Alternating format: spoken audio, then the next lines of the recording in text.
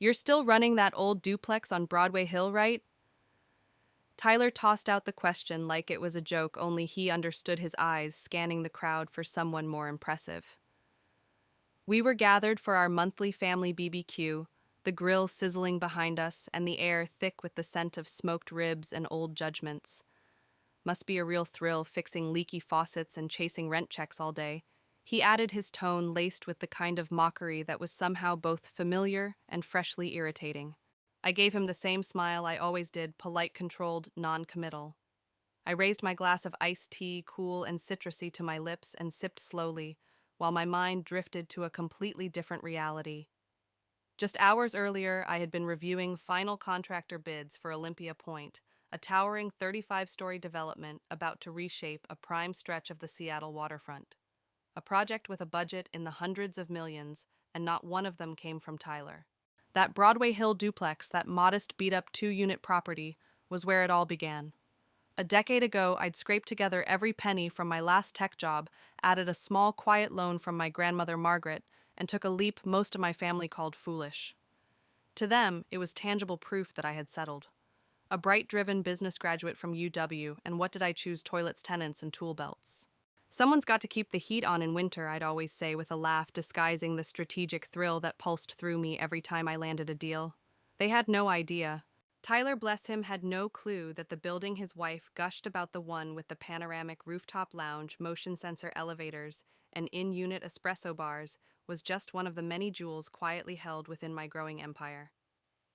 Every time he bragged about it, he was unknowingly talking about a building I owned, one he helped finance with his rent every month. You ever think about doing something a little bigger? My Aunt Cheryl Dawson asked, tilting her sunglasses down and peering over the frames at me like a guidance counselor stuck in a loop. My friend's daughter just got hired at Iron Gate Technologies, she continued. She says they're desperate for data analysts right now. Could be a nice career pivot for you, something more stable. I nearly choked on my drink, biting the inside of my cheek so hard I tasted blood.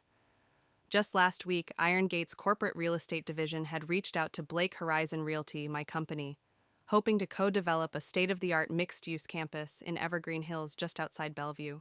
They had no idea that the elusive CEO they were chasing was the same woman Cheryl had once patted on the head for doing her best with what she had.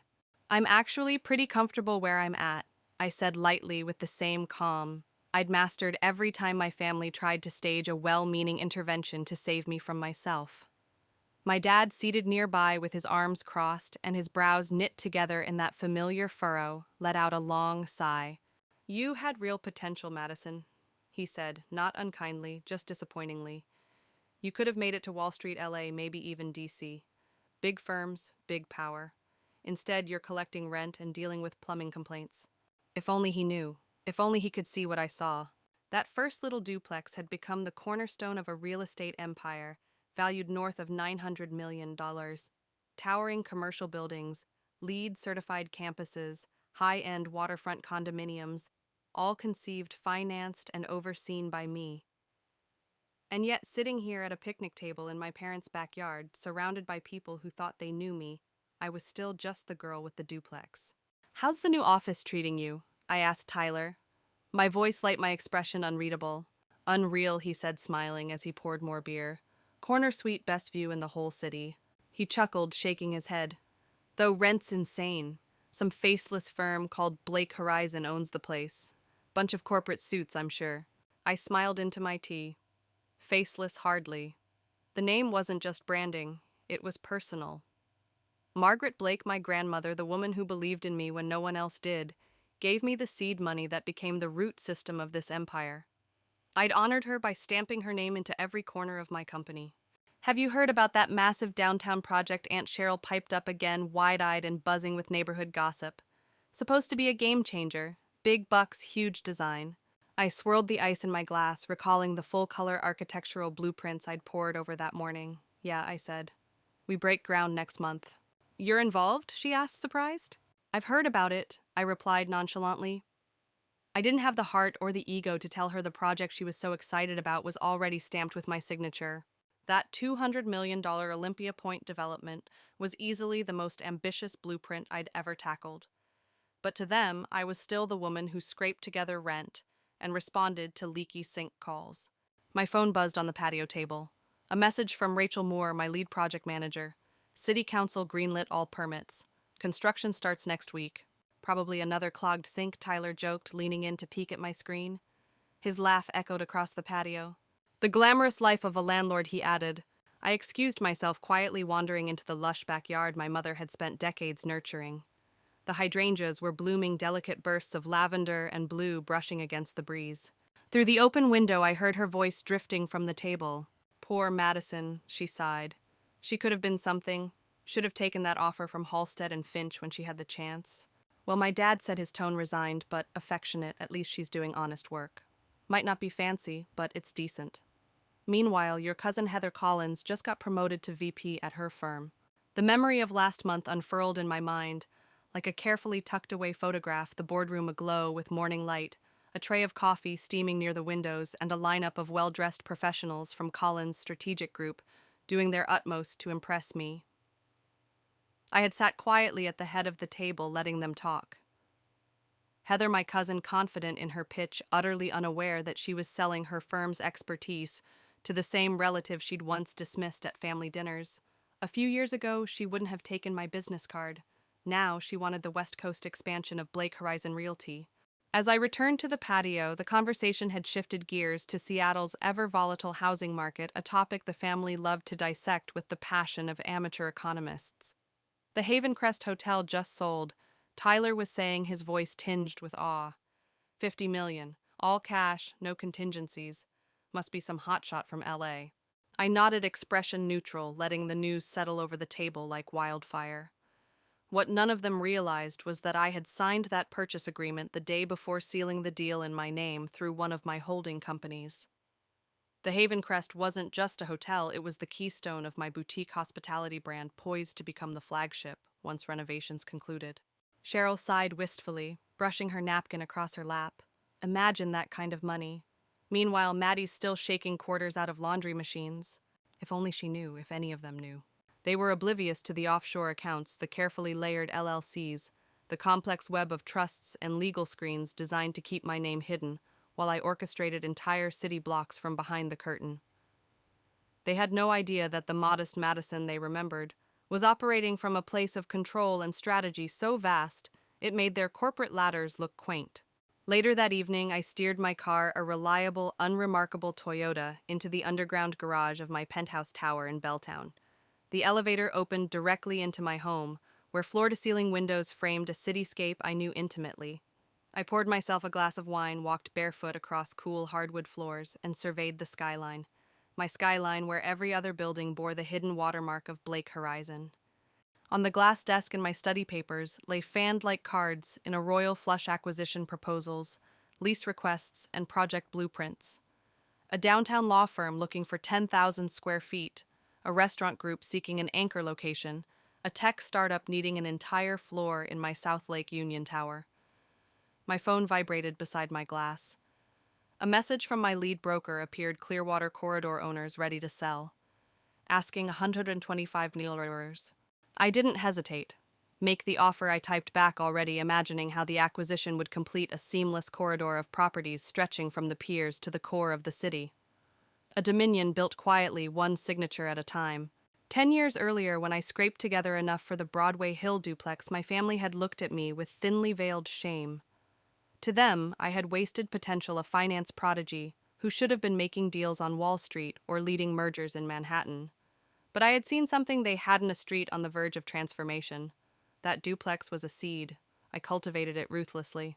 One property became 3, then 10, then entire districts. Each acquisition was precise, each renovation a strategic investment. I masked everything beneath shells and facades, feeding the myth that Blake Horizon was just another anonymous corporation. And to my family, I remained the landlord with the rusty duplex and the toolbox in the trunk. The following morning, I arrived at my real office, a top-floor suite in a sleek steel and glass tower that mirrored the clouds. A fresh copy of the Wall Street Journal waited on my desk, its headline making my breath hitch. The quiet power behind Seattle's skyline, Blake Empire continues expansion. The article speculated about an enigmatic CEO, a young business graduate whose influence had reshaped the city. Her identity remained unknown. I ran my fingers over the ink, remembering Tyler's jabs about clogged drains, Jessica's sneers about coin-operated washers. If only they knew. The intercom crackled. Ms. Blake, the investment committee is ready in Conference A. Also, the Clearwater architects are waiting. I checked the guest list on the tablet beside me, scanning for any familiar names. Just as I was about to leave, my assistant's voice returned, tinged with hesitation. Also, there's a Nathan Carter here from Wells and Monroe. He's here to discuss the lease renewal. I froze. Nathan, my brother, it was supposed to be his managing partner. Should I send him in, she asked. For a moment, I considered ducking into my private office, letting legal handle the negotiation. But I knew this moment would arrive someday, and I would not run from it. Yes, I said, send him in. The door opened a moment later, and Nathan strode in, scanning his notes, oblivious to where he was until he looked up. The color drained from his face. I'm here to meet with Madison Blake, he said. Our managing partner had a conflict, so I'll be handling the lease renewal. I stood behind the desk, the city stretched out behind me like a kingdom. Hello, Nathan. Please have a seat. He blinked, eyes wide. You work for Blake Horizon? I tilted my head toward the nameplate. I am Blake Horizon. Nathan collapsed into the chair opposite me. That's impossible. Blake Horizon owns half the city. 60% actually, I said smoothly. Once Clearwater closes, we'll hit 65. He stared at me, piecing it together. The Haven Crest. The downtown development Jessica was excited about. That's all you. I nodded. Would you like to see the full portfolio? For the next hour, I led him through numbers, projections, strategies, 10 years of empire building forged in silence, all while the family imagined I was stuck managing a 2-unit rental. Eventually, he looked up, voice low. Does anyone else know? No, I said. Just you for now. He leaned back, mouth set in a conflicted line. Why didn't you tell us you let us believe? That I failed. That I walked away from success. I stood moving toward the window, the city glimmering beneath a sky streaked with morning gold. You never asked if there was more. He was silent for a long time. Then softly, we were wrong. I turned back to him, one eyebrow raised. Yes, I said, you were. My phone vibrated on the marble countertop, a soft hum that broke the stillness of my penthouse. A message from Jessica lit the screen, family dinner tonight. Don't forget. I turned the device toward Nathan, whose expression had already begun to shift with the weight of the afternoon's revelations. Shall we tell them together? I asked, my voice low but resolute. The drive to our parents' house, once so familiar, it faded into background noise, now stretched long and taut with anticipation. Nathan's car led the way, his brake lights flickering at stop signs like nervous heartbeats. He didn't call, didn't text. The silence between us swelled with the enormity of what was to come. I followed him up the driveway I had once run down in flip-flops as a teenager, a place where I'd been dismissed and doubted. Now, the truth was, walking up the steps with me. You're late, Mom called from the kitchen as we entered, her voice as cheerful and oblivious as ever. The air smelled of rosemary and roasted chicken, a scent I once associated with warmth, but now found strangely hollow. Everything was about to change. Amanda was just telling us about the new client she landed. Mom continued, stepping into the living room with a tray of tea. She paused mid-step, her eyes narrowing slightly as they met mine. Is everything okay? Dad asked, concern etching lines deeper into his face. Nathan cleared his throat. His voice, usually self-assured, wavered like a leaf caught in wind. You might want to sit down. There's something you need to know about Madison. And so as they settled into their seats, I began. I told them everything, the buildings, the developments, the layers of strategy and ambition that had taken root, and grown while they offered unsolicited advice and subtle barbs. I showed them articles from Architectural Digest charts, project portfolios, renderings they'd once admired, without ever suspecting whose vision they had applauded. Jessica leaned forward, her voice barely a whisper. 800 million. You're worth 800 million. I met her gaze calmly. That was last quarter's number. The Clearwater Corridor deal should tip us past $1 billion. But Mom didn't react with awe. She looked bewildered. But you drive a Toyota, she murmured. It's a reliable car, I said with a small smile, just like that duplex you all used to laugh about. Dad, silent until now, sank deeper into his chair, eyes locked on me like I was some stranger inhabiting his daughter's face. All those family dinners, he said slowly. All those times we tried to help you get back on track and you just let us. Let you show me who you really were, I replied, each word a quiet blade. Every smirk, every piece of advice disguised as concern every time you said landlord like it was a slur. Jessica's voice sliced through the stillness sharper than I expected. That's not fair. You let us embarrass ourselves. That was cruel. I turned to her, the softness of my earlier smile gone. Cruel, like suggesting I take an entry-level job at your friend's startup, like mocking my building every holiday when real estate came up. The room held its breath. The truth is, I continued more gently. Now I kept it to myself at first, because I needed to know I could build something without your permission. But over time, I saw how you treated me when you thought I was failing. Nathan tilted his head, brow furrowed. So, this was revenge. No, I said quietly. This was a mirror. I let you see what you believed. Mom wiped her eyes with the edge of her sleeve. Dad looked 10 years older. Jessica sat frozen phone in her lap, probably scrolling through mental images of every time she'd spoken dismissively about one of the largest developers in Seattle. The Clearwater project, she said suddenly. My firm wanted to bid for the legal work. Already assigned, I said evenly, to a firm that never mocked its client. Nathan stirred, his own realization catching up to him. About the lease. Your terms will remain fair, I assured him. I don't mix business with family, though apparently I'm the only one who feels that way. The weeks that followed were thick with tension, with each family member spiraling through denial, pride, guilt, resentment, and eventually a reluctant respect. Meanwhile, the media did what it always does when anonymity peels away, devoured the narrative. Mystery developer unmasked blared one headline. Powerhouse CEO hidden in plain sight declared another. Photos of me at ribbon cuttings and conferences once ignored, now circled in red, labeled like I was some elusive legend come to life. My phone lit up incessantly, calls, texts, emails. Cousins who hadn't spoken to me in years. Old classmates suddenly curious. Distant aunts scheduling brunch. I ignored them all. I went back to doing what I do best, building. The Clearwater development broke ground on time. The Haven Crest was half renovated. 3 major land acquisitions landed. Not because of the press, but despite it. 6 months later, I hosted my first family dinner in my own home, the penthouse none of them knew existed until now. They walked in slowly, almost reverently, taking in the panoramic views, the curated artwork, the perfection of a space designed by someone who knew exactly what she wanted. As we sat at the table, I let the quiet settle. I have an announcement, I said. Blake Horizon Realty is going public next month. A pause. Silence. We're expecting an IPO valuation around $2 billion. Mom's voice broke the stillness, soft and tentative. You could have told us sooner. We're your family. I looked at her for a long moment. Are you? For 8 years you showed me exactly what kind of family you chose to be. No one replied, no denials, no excuses. You didn't want me to succeed, I continued. You wanted me to succeed your way, on your terms. You never asked what I saw or what I needed. Jessica stared at her lap. And now? What happens now? I rose from my chair, moving to the window. My city spread out before me, gilded in twilight, etched with the blueprint of my ambition. Now I said we start over, honestly. No more assumptions, no more boxes, no more silent verdicts. Nathan cleared his throat, his voice finally steady. And the company? The company will grow, I said. But not through favors or shortcuts. Success should be earned, not inherited. They nodded slowly, unsure, but listening. For once, truly listening. Today, Blake Horizon Realty stands as a colossus in the landscape of American real estate, a force that stretches its influence from coast to coast, threading through skylines, and breathing new life into weary neighborhoods.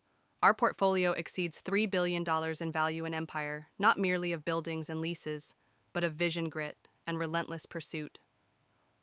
We do more than own properties.